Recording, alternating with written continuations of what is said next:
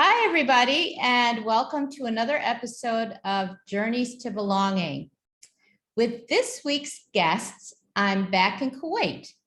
Haider Al Mosawi is someone who was a catalyst to starting my blog and my book.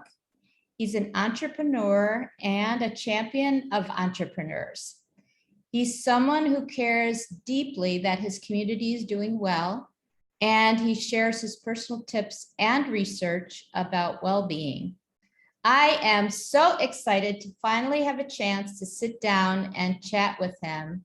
Welcome, Haider. Thank you for having me. And I'm really excited about your book, by the way. It's nice to see like the early days of the book and then developing into something that's going to be out there in the world. Yeah, and really it was, well, we'll talk a little bit about it when we're chatting, but it really was that process that really kickstarted me. And so I hope that others will take advantage of that now that they see that it really does work. So I didn't really say much about you other than that you're an entrepreneur and a champion for entrepreneurs. So tell our listeners what you're up to and what you do. Okay, so to give a bit more context about the champion of entrepreneurs, I'm the co-founder of Sirdab Lab, and Sirdab Lab is basically a startup hub that we started in 2014. I had two co-founders, Mona Al Mkhazim and Abdullah Al Sayr, and basically we realized that there were many people who are interested in startups or interested in entrepreneurship, but they had nowhere to go. And I think this ties very nicely with the concept of belonging, because while you may have an interest, you still want to be connected to a community who understands you and can relate to your interests and enthusiasm. So when we started off, our main focus was to understand what the community wants and to gather the community as much as possible. So the only target we had is how many events can we host a week? And we were shooting for 3 to 4 events a week. And that included movie nights, and included brunch, it included talks on a wide variety of topics. And the nice thing about it is when you build a community, you don't have to design everything, because the community takes care of most of the value that the community brings. So I remember I was doing a user experience design review for a startup. And in the event, the founder told me that he found his developer and designer through an event that we hosted. And wow. The event was actually about public speaking. So I didn't anticipate that connection happening within that event. And that's the nice thing about community events in general, or having a space where people get to take initiative and ownership of the outcomes that they're seeking without our direct involvement. Right. So in addition to that, I've been interested in content creation for a really long time. I struggled for a long time to define who I am and what I'm interested in, because I was interested in so many things. Oh, I know that problem. Yeah, I'm still interested in so many things. And the tagline for my blog is not a pigeon, from the saying, pigeonholes are for pigeons. Like, I don't know how to define myself, but I know I'm not a pigeon. And that was a struggle for a number of years. And then I came across some resources about being a multi-potentialite or being a generalist. There are different terms to it, but the idea is it's okay to be interested in many things. You don't need to define yourself by a single domain. And that's how I've been living my life for the past maybe 10 years. Like, I do user experience design. I teach, like my day job is actually teaching at a higher institute. I've conducted workshops. So the educational part is not limited to my day job. I do trainings and workshops beyond that. Right. I've written 4 ebooks on productivity, life balance, habits, and writing. And usually, like when I want to write a book, I write it because I need personal clarity about the subject that I want to write about, because there's something I want to pursue within that um, topic, and there's something I'm struggling with. So I So you're the audience for your book. I love it. Exactly, yes.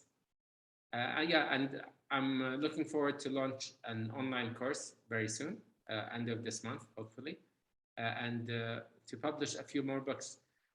Ideally, for me, I want to have the space to pursue my curiosities, and that's the direction I want to head in. That's so awesome. And yes, and it was the writing book. Actually, I have all of your ebooks, but it was the writing book that really got me going on my blogging and gave me the discipline to be able to do that. But like I said, we'll get into that in a little bit. So the first question I always ask my guests, Haider, is what if I say the word belonging or sense of belonging to you? What's the first thing that comes to mind? And you mentioned it a little bit related to Sirdab Lab, but does anything else come to mind?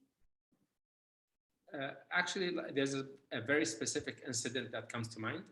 Oh, wow. I lived in London for 11 years. And I became, like towards the end of those years, I became somewhat of a religious extremist.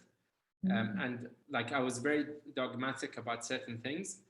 But what I did appreciate was that I was exposed to different people with different backgrounds and different beliefs. So whenever I formed an opinion, I felt it was based on information I actually gathered about these different belief systems. When I came back to Kuwait, and one thing I really cared about, even though I became sort of extremist and a bit dogmatic, I can I'll get into that at like a later stage. This is not the focus of the episode, but I like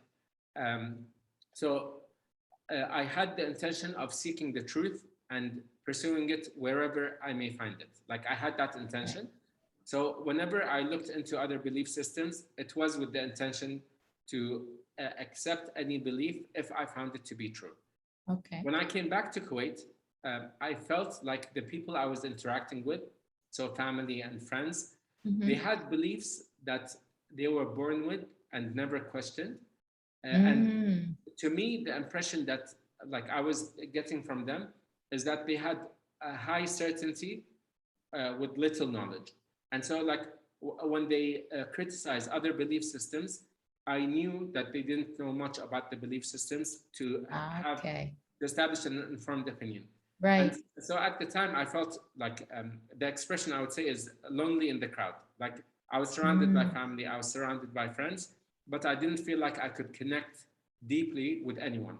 And this, like, it was an existential crisis, like, because I felt it is can possibly relate to what I'm going through. Only to discover that there are so many people who do experience existential crises. The same thing. Wow. Exactly. But that's the thing. Like sometimes we assume, I really like the idea of comparing our inside to someone else's outside. So when we see people, let's say in a business networking event, sometimes you see people speaking confidently, and you don't realize that they're actually going through struggles, doubts. Right. They have so many negative emotions that they're wrestling with, but because we only see their outside, we assume we're the only people experiencing these emotions. Yeah, right. And the same is true with like existential crises. Like nobody or the vast majority of people experiencing them don't go around like saying, "Oh, I'm going through an existential crisis." So having a better understanding of my values and other people's experiences made me realize the conclusion that I actually reached is that I don't have to, I don't need people to relate 100% to what I'm going through, but I can acknowledge a percentage of overlap or common grounds with other people. And that's how I felt like I can relate to many people. I can belong in different situations by recognizing these overlaps or these common grounds. Right. And so I'm curious, how did you how did you sort of go about finding out that there were others who were going through this existential crisis, or at least having that difficulty like you were, being back and having those beliefs and not finding anybody who really followed what the process that you were following? I think it was like conversations with friends that made me realize that they were struggling with similar questions. And that like seeing people who are committed to finding the truth, and like that sort of quest. And I think I gathered it from back then. It was like 2005 maybe, like on online forums, or and around 2008, like Twitter became a thing, and I started seeing people raising these questions or exploring certain topics that are of value to them. And this kind of made me realize to what extent it is common.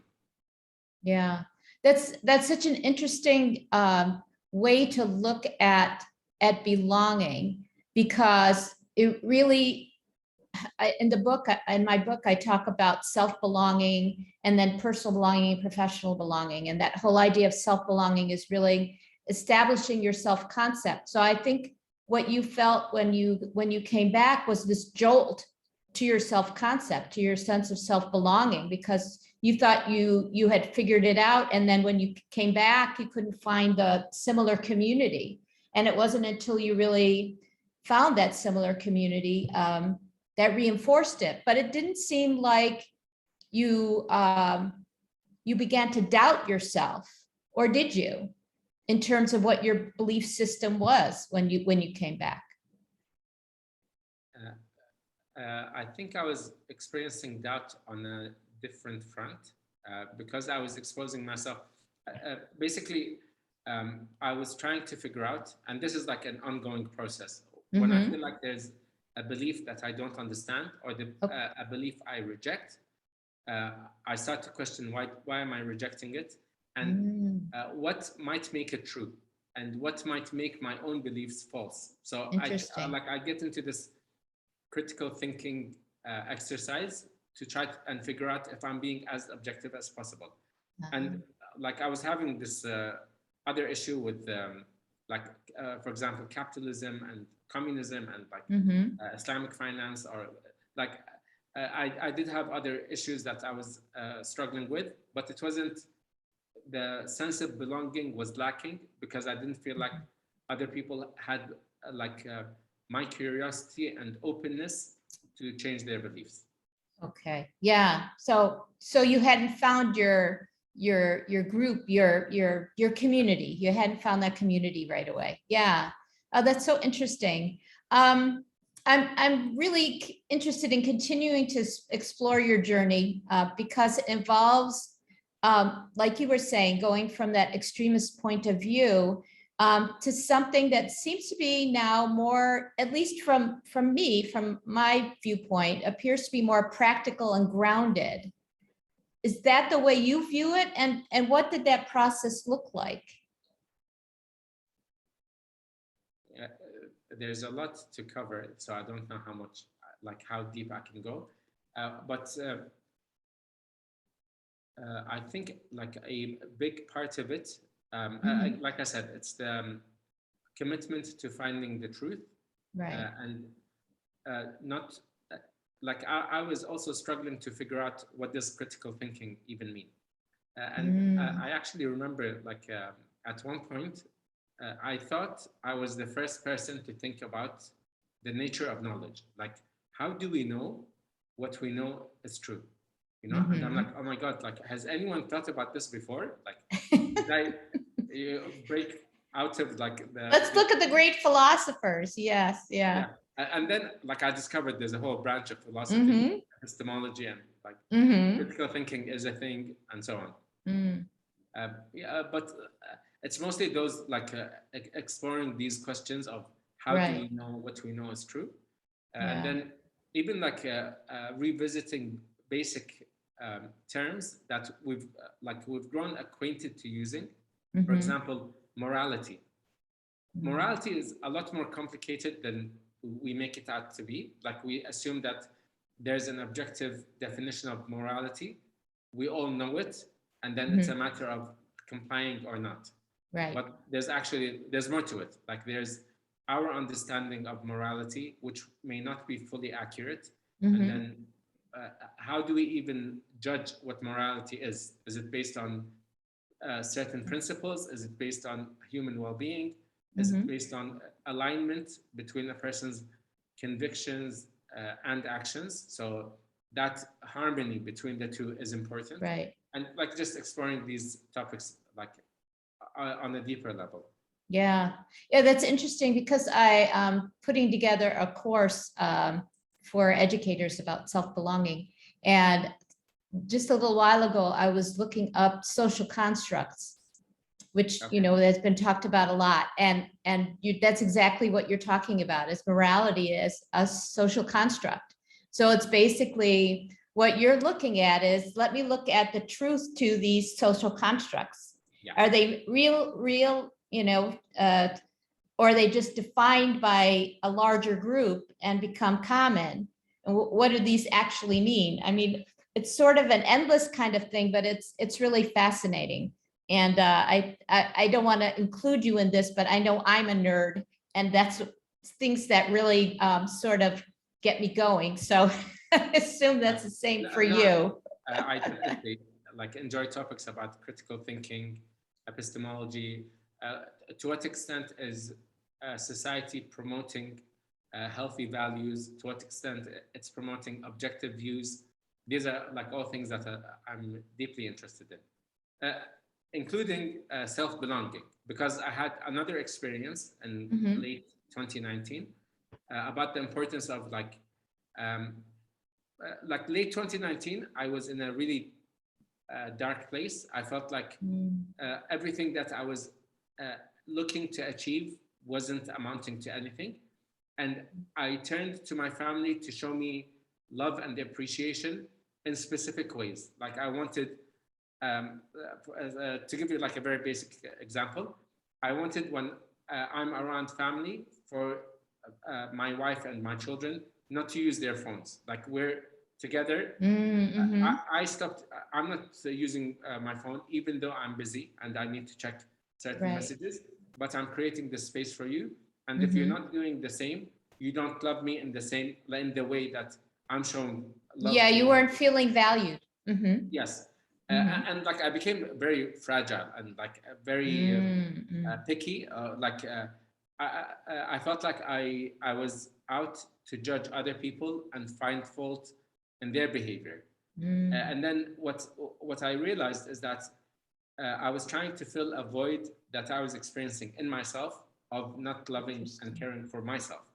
Even though for the past like 15 years, I was interested in personal development, but it wasn't like, it's an approach based on like conditional love and having to meet a standard. And if I don't, it means that I'm not worthy of love. But the change in perspective that I experienced was that I actually need to love myself in order to help myself out. And it's not about being successful to earn love. It's having unconditional love towards myself so I can support myself in any situation. And then like just committing to that and noticing how I speak to myself and completely ignoring like what other people do. I don't want to judge other people's behavior. I want to focus on myself and set a positive example. Right. With that shift in thinking, I was able to find like a sense of self-belonging. And despite any challenging circumstances, I know I've got my back. Like, I love it. No matter what criticism I receive from others, any shortcomings I may have, I know I'm on my side. You know yourself. Yes. You know yourself, and you have that self-confidence, that self-efficacy, that self-worth. That's really interesting. You know, I talk about the fact that I was 35 before I began finding my sense of self-belonging. And it's really a shame that we get into our adulthood and we still have these crises with self-doubt and the negative self-talk. And so I'm advocating now for starting very early with parents and with teachers that we need to instill this idea of getting that self-awareness. So what was it? Can you think of something that triggered you that kind of started you thinking, I really need to love myself first instead of looking outside for that recognition and value? Okay, yeah, so late 2019, I was like really acting out. At one point, like I threw the F-bomb in front of my kids, which is something Ooh, I've never done up to that wow. point. And like I felt like I wasn't recognizing myself because usually I'm very considerate.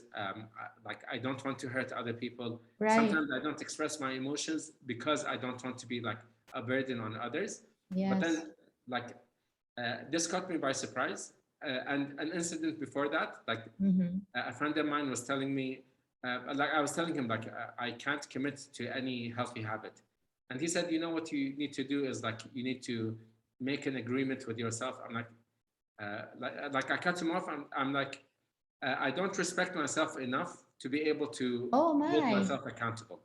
And when I said it, like I felt a bit wow. disappointed, I'm like, That you ouch, would think that about hurt. yourself that way. Yeah, Yeah.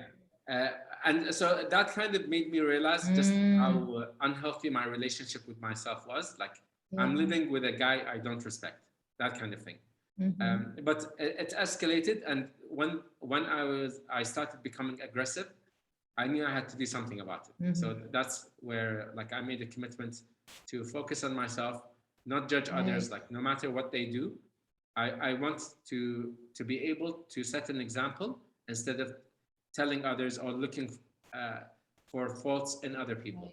Right. I Right. have enough of my own faults to worry about. That's true.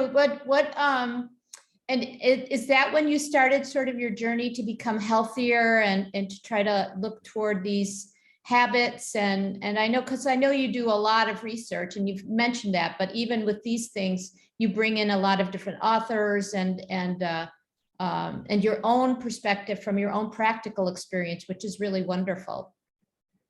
Thank you. But like I said, I've been interested in personal development since Mhm. like um, I think 2001-ish, maybe 2001. I think I don't recall that clearly. But like I feel like I was interested and I was gathering information. I was Mhm. building up my potential, but I was struggling to translate this into results in my life. And Okay. I sense like my suspicion is I was self-sabotaging at one point. Like Mhm. every time I commit to new habits, I would stick to them for like 2 weeks, 3 weeks, and then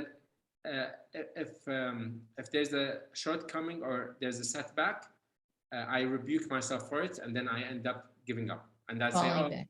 I, you know, this idea of like when it comes to habits, you need to be consistent. You need to maintain a perfect Right. streak.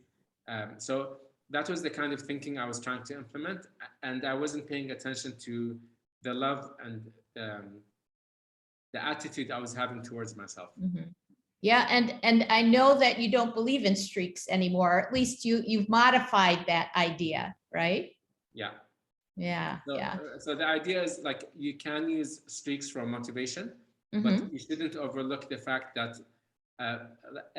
the increase in frequency, like aiming to meditate every day, but going for a target of 80% commitment, like it's okay to miss a few Right. days, will ensure that you develop a more sustainable habit than Hmm. something that you would give up once you break your streak.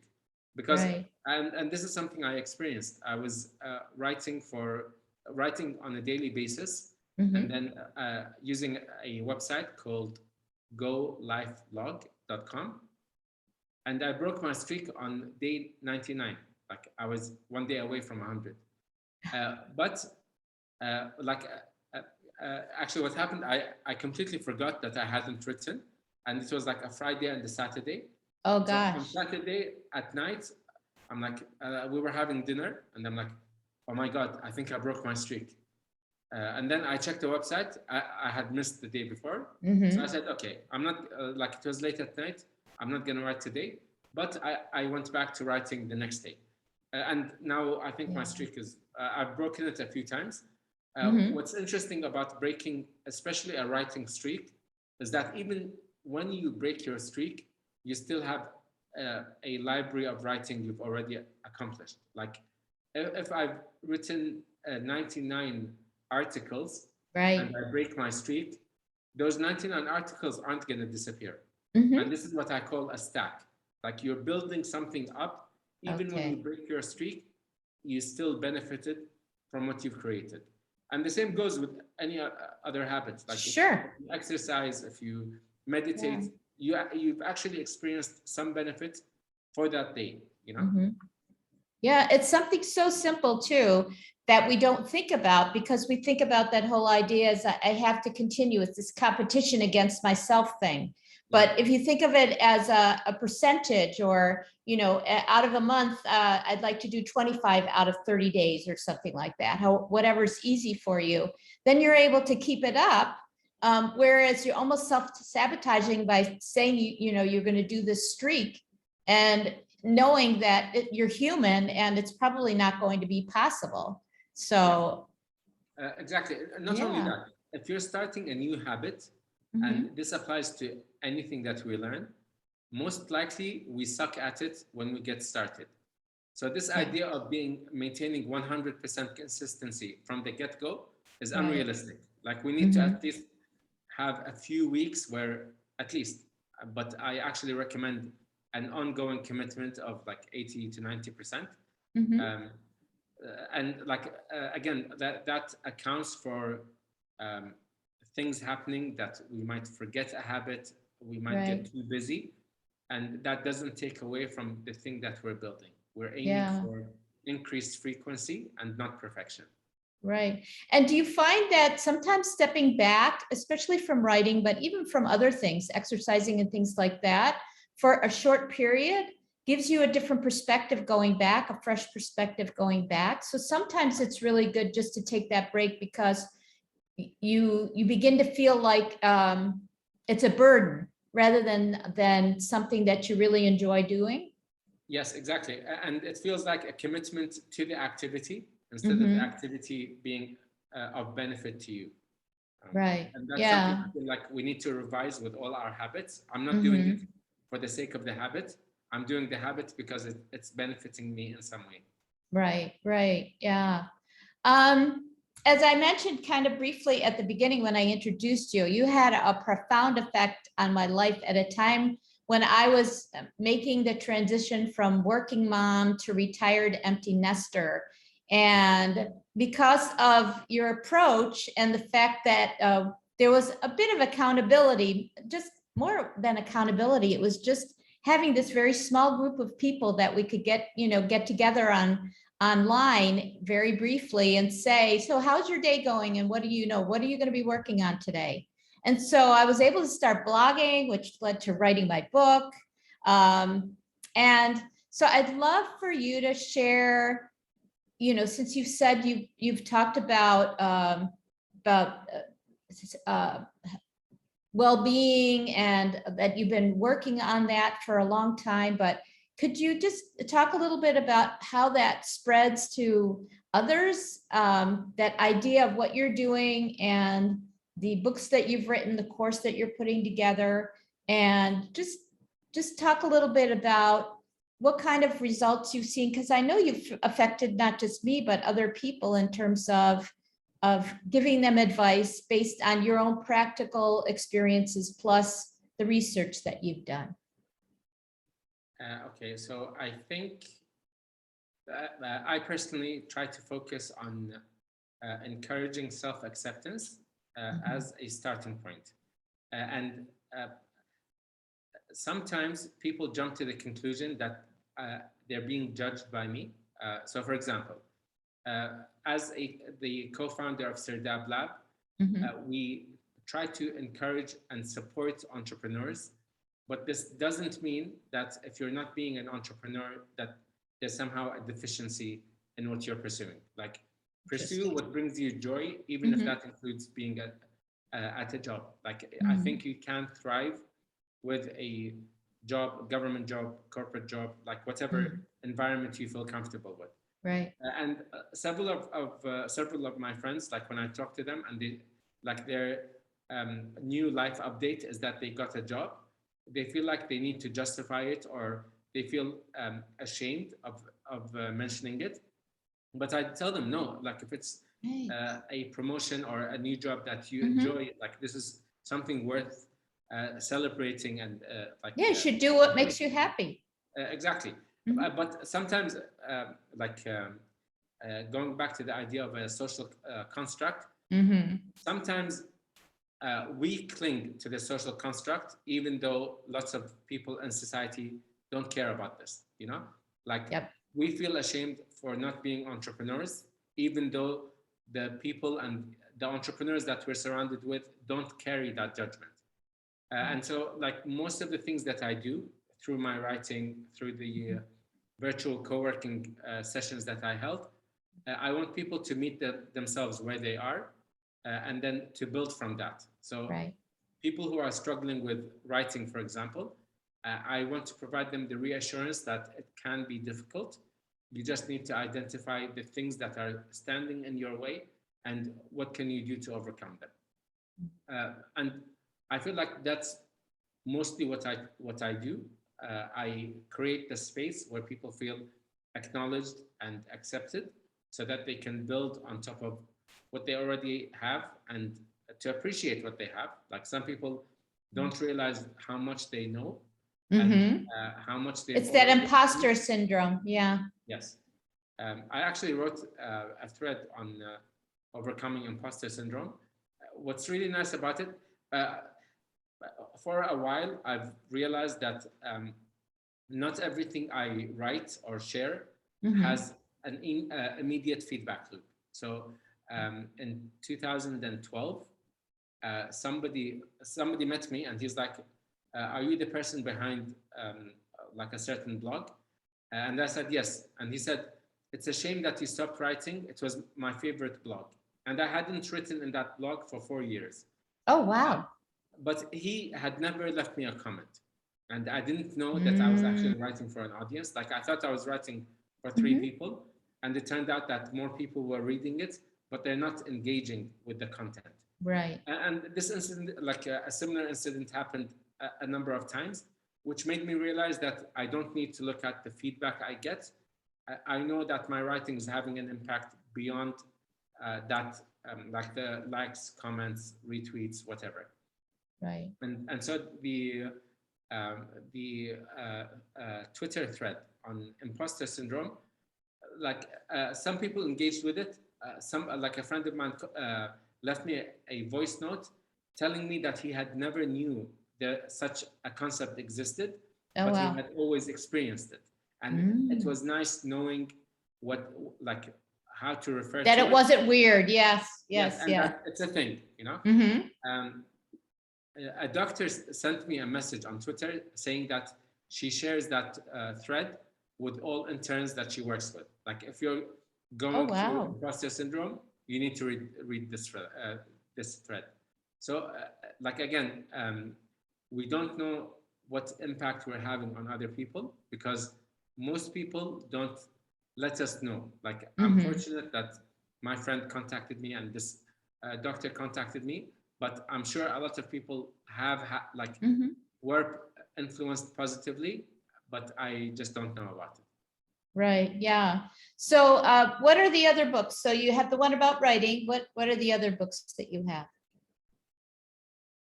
The main topic I'm really interested in and I want to be the go-to person for is life balance and how we can define success in a holistic way and start experiencing life balance today without waiting for the ideal circumstances to begin taking care of ourselves and our well-being across multiple life areas.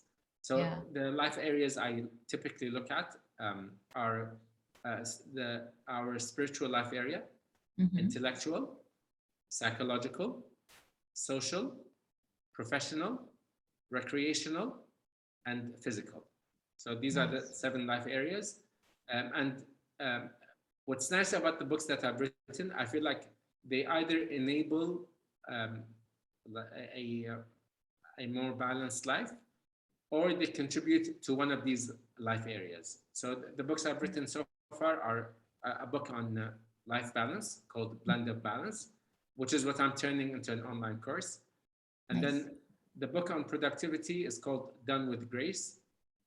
And it's meant to be a definition of productivity that combines like ambition and the desire for achievement along with satisfaction. So you don't want to push yourself to achieve things without actually enjoying the journey along the way. Right. The book on habits is where I talk about the ability to achieve, to develop multiple habits at the same time. And I talk about like the difference between frequency and consistency, as well as the importance of self-love. Like this is the book where I share my own journey about how I was able to develop multiple habits in very quick succession. Like I developed around 50 habits within 2 months because of that. Like I aim for 80%, but for most of the habits, I end up committing 100%. And it doesn't feel stressful. Like I feel I'm able to do it. I'm happy doing it. And I'm okay with having a few setbacks. And the last book is A Way with Words, which is about writing. I love the fact that you describe it as a journey, because really all of that, each of those, all of that, finding that life balance is a process, and it's something we go throughout our lives that, you know, depending on what situation we're in, what stage of life we're in, it makes a difference to how we view it. And we need to give ourselves grace, right? In order to be able to understand that sometimes we get it and sometimes we don't. But yeah, I love the one about habits, because it's true. If you look at it as something that is really detailed and you have to follow it in a certain way, it gets very onerous. And I noticed that you've incorporated a lot of healthy habits in terms of exercise and walking and your, you know, watching the food that you're eating and so forth over the last year or two. That has been really important to you. And I love that you document some of that when you're going through that process, which is very vulnerable, but that's because I guess you have that self-awareness and that self-love now, so you're able to put yourself out there. Yes, and I think it also encourages people to open up as well. I remember like in a recent Zoom discussion, I was upfront about my religious beliefs. So I mentioned religion early on, knowing that sometimes people are apprehensive about it. Like, especially sometimes we feel like we need to sort of talk about secular topics and not religious topics. And then somebody, like after I spoke, somebody immediately said, "Thank you for mentioning this, because I was reluctant to mention my own beliefs." So partly it's like allowing people to open up about their own challenges, even if they don't want to do it publicly, at least they know that they can. And I think a year ago, I wrote a Twitter thread about suicide, or like a suicidal ideation, because I wanted people to feel okay with having those ideas and not to feel like they're alone. And a couple of people did contact me privately saying that it was something they struggled with, and like they were grateful that I covered it. Yeah, I would love for you, just because we're getting ready to finish up, but I would love for you to talk about the idea of Twitter threads, because I've seen others do it, but you do it really, really well. And because a lot of times I'll see that there's a thread, somebody will say this is one of 3, 1 of 5 or whatever. But the way you do it, it makes me want to click and finish the thread. In fact, I was looking at one you recently did in the last, I guess, few days or whatever. But can you talk a little bit about that? Because, you know, a lot of educators are on Twitter, but they don't necessarily, they just use those 240 characters and that's the message.